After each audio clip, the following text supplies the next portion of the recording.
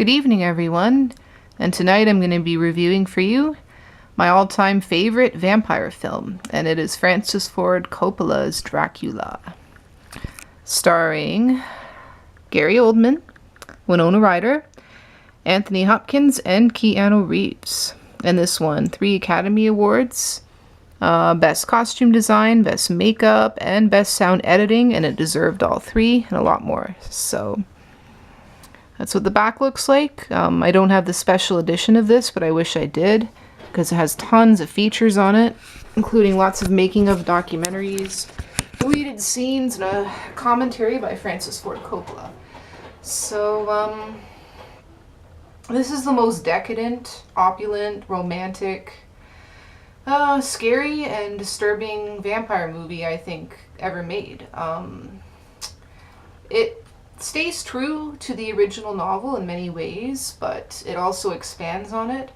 The biggest difference between this and the novel is the love story between Mina and Dracula in this.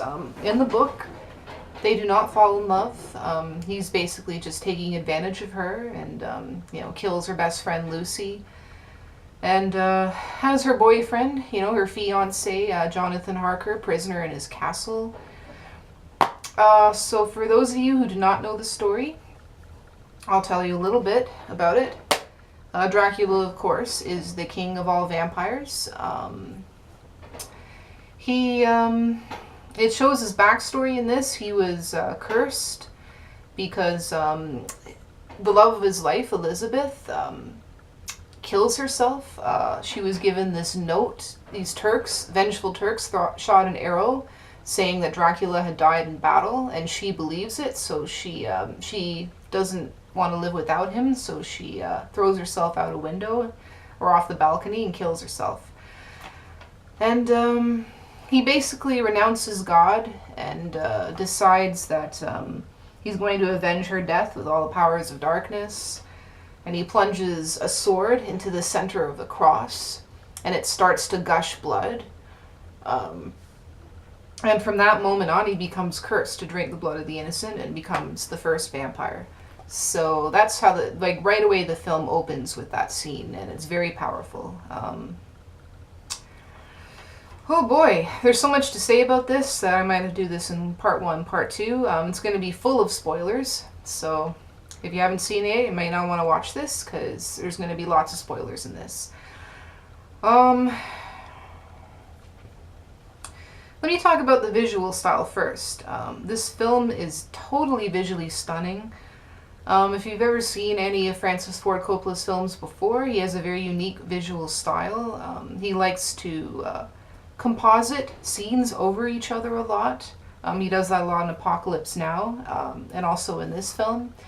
And he really pushes the visuals in this in a way that he never has before. You can tell that he was just going all the way with this and making it as artistic and decadent as he could. All the sets are very stagey. It doesn't necessarily look totally realistic, but the atmosphere is very gothic. The way Dracula's castle looks, it's very kind of like something you might see in a Tim Burton film. Very atmospheric. Just absolutely stunning. The cinematography throughout the entire film, just gorgeous. Castle's full of all these deserted rooms, and it's huge. It's made of there's just stone everywhere, and there's all these hidden passageways and staircases. And all the sets are equally amazing in this. Kind of surreal, but at the same time, very gothic and powerful. The costumes in this are spectacular as well. It won an Academy Award, of course, for Best Costume Design. The costumes are both realistic and surreal, I would say. They're very decadent, they're very Baroque. All the costumes that Dracula in particular wears are absolutely stunning. And he goes through so many different costume changes in this, more so than any actor in the film. So, of course, Gary Oldman playing Dracula. And, at the beginning of the film, he's old Dracula when, Jonathan Harker comes to visit him comes to his castle to stay with him for a while, and they're to buy up property. Basically, Jonathan is a young lawyer who's trying to prove himself, and by closing this deal with Dracula to buy up property around London. And when you first meet Dracula, he's old Dracula. He looks ancient, like he's over 100 years old, and right away you get a sense of how creepy he is, and that there's something about him that's really not human at all.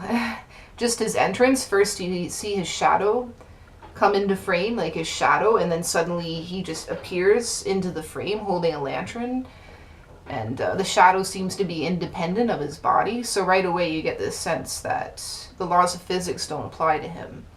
But anyways, I'm getting a little off track. I was talking about the costumes. Yeah, all the costumes are decadent and stunning. Lots of reds used in this, because red is the color of blood, and he wears this absolutely stunning, like, scarlet cloak at the beginning of the film that has, like, these gold dragon insignias on it. And Mina's costumes as well are stunning. She's very conservative in the way she dresses, but stunning, But whenever Mina is with Dracula, all the scenes with him, she dresses much more ravishing, like much more provocatively, I would say, showing more cleavage and all that. And all the men look great too, they're dressed in period clothes, big top hats, really elegant suits. But Anthony Hopkins playing the legendary Von Helsing in this, he's a little more subdued in his costumes. He dresses down a little more, well, down for the period, right? It was a decadent time period this is set in.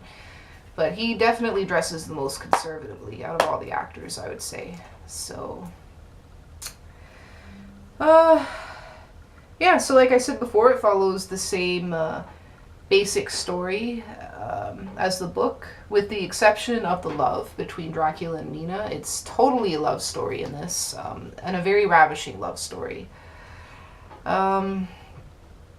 So let me talk a bit about all the different actors in it. Gary Oldman playing Dracula in this. If there is one reason to see this, it's just to see his performance in it.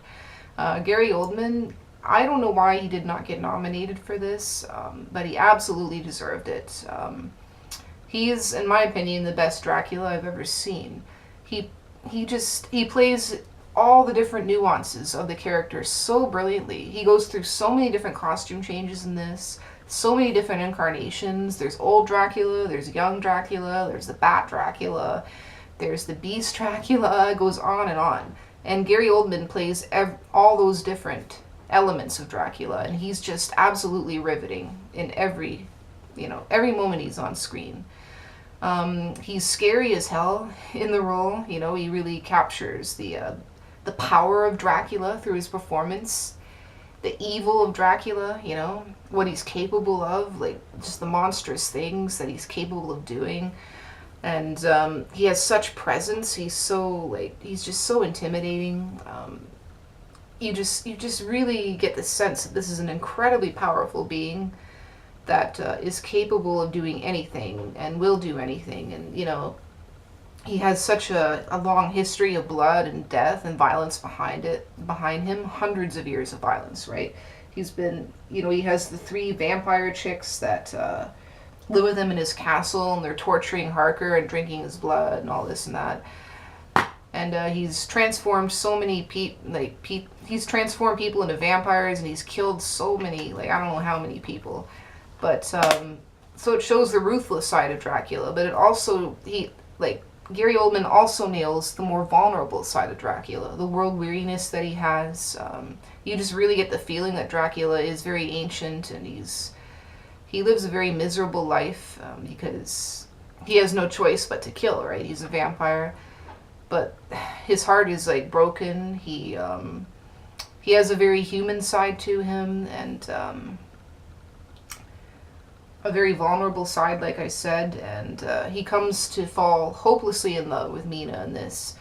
And what's interesting too is that Mina, which is Jonathan Harker's fiance, she is basically a reincarnation of the woman he was married to hundreds of years ago, who killed herself, Elizabeth. And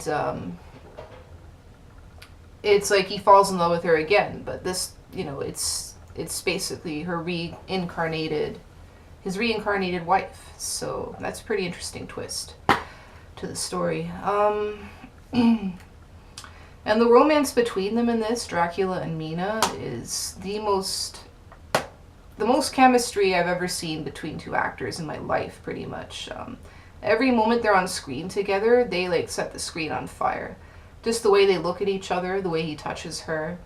He treats her with so much reverence and respect. He's so gentle towards her. There's one scene where he's really scary towards her. It's when they meet for the first time on the streets of London. And, they go to the cinema together, and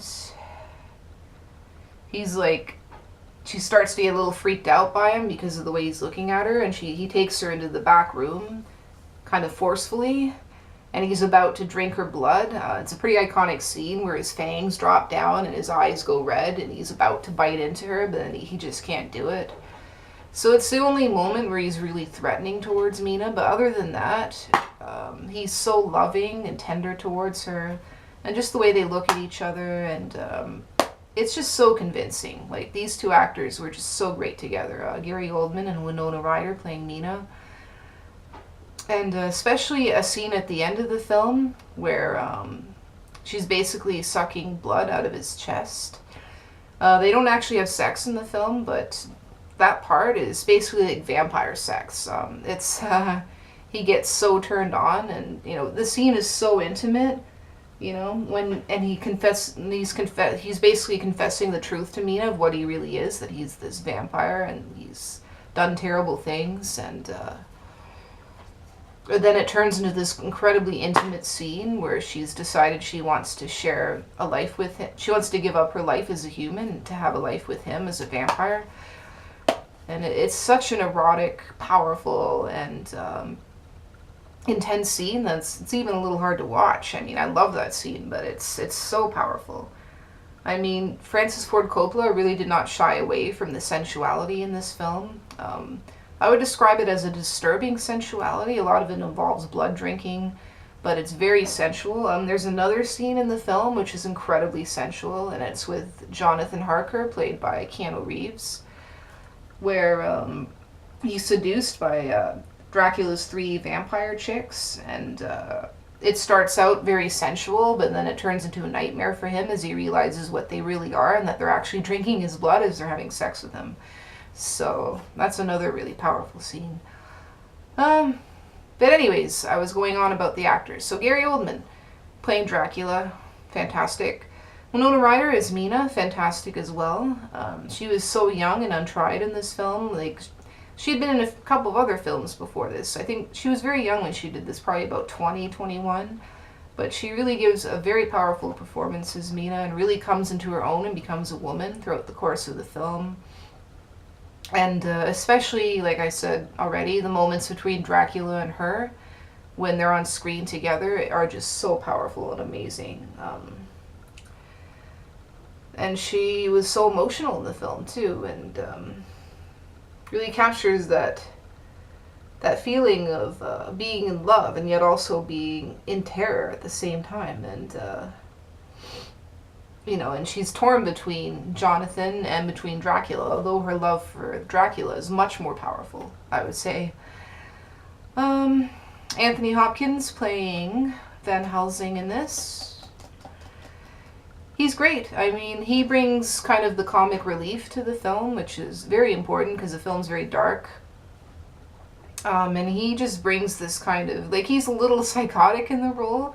He's a very kind man in many ways, but you can tell he's seen a lot in his life, probably a lot of supernatural shit, and it's made him a little kooky, so he's kind of kooky in the film. There's a scene where he's like, "Your precious Lucy will become a bitch of the devil, a whore of darkness," and he's humping the guy's leg. So there's definitely a very sardonic humor with his character, but he was fantastic as Van Helsing. He really proves his bravery by the end. He takes on the 3 vampire bitches, that, Dracula's vampire chicks, and ultimately takes them out. So He's a really cool character, and you know, Anthony Hopkins is great in anything he's in. So, and Keanu Reeves here. I'm gonna have to shut off the camera soon and do this as part 2. So you know what? I think I'll shut it off now, and then I'll do part 2 in just a moment. So stay tuned. Bye bye.